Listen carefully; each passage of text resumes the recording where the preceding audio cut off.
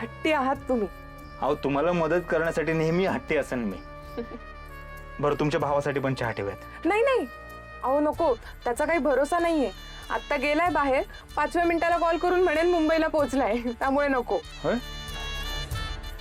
नक्की काय काम करतात ते आणि असतात कुठं? असतो मुंबईलाच, पण त्याला सध्या कामावरून काढलंय. का? हेच असं विचित्र स्वभाव, दुसरं काय. आधीपासून असा स्वभाव आहे का? म्हणजे इतरांसाठी हो, पण माझ्या बाबतीत म्हणाल ना तर आई वडील गेल्यानंतर तो असा झाला. आणि मग पुढे मिस्टरांची पण डेथ झाली.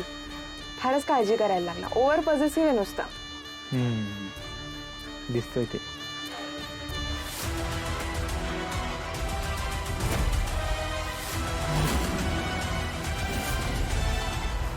होय, नक्की काय काम करतो तुमचा भाऊ? अहो ते मुंबईत आला वाटतं. आले ये, एकदम परफेक्ट टायमिंगला आलायस. चहाचा बेत होतोय ते. गोपाळजी आलेत ना?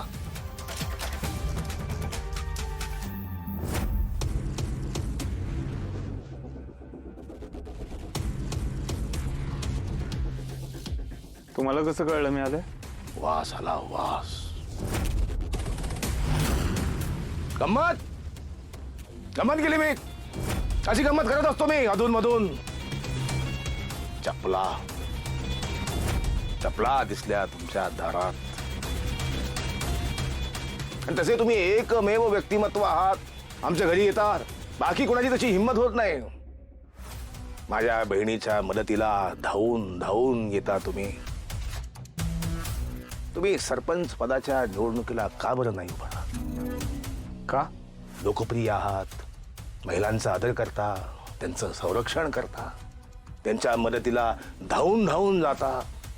हे असं सगळीकडेच करता की फक्त आमच्याच घरी आमच्या बहिणीला मदत करायला धावून धावून येता तुम्ही?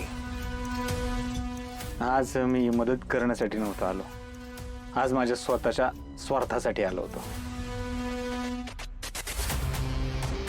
स्वार्थ? हा, अहो तुम्ही म्हणत होता ना मागच्या वेळी नाही का, तूप घेऊन जा. ते तूप नेण्यासाठी आलो होतो. ओ सॉरी सॉरी, सो सॉरी. मी पूर्णपणे विसरून गेले. 2 मिनिट थांबा, मी घेऊन आले.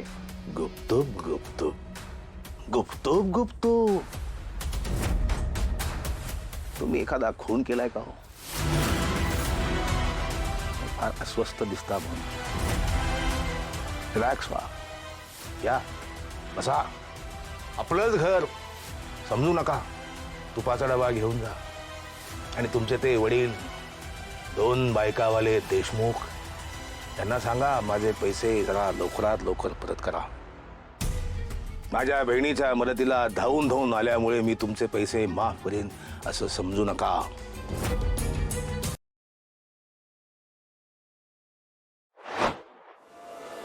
रारी